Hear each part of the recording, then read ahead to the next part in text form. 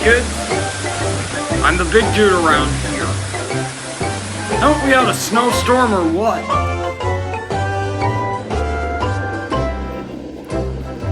My job is to clear the streets of snow. Lots of cars don't mind the snow, however, but that's only because we've cleared the streets in this part of town.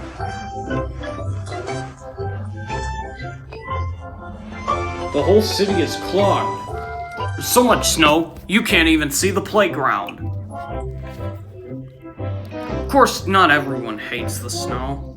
This dog likes it, apparently. There's snow everywhere. It's even gotten these cars stuck.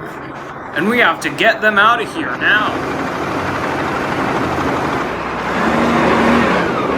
Check this out. I'm going to show you all my friends and how they do their jobs. We've got a variety of equipment here, like salt trucks, snow plows, you name it.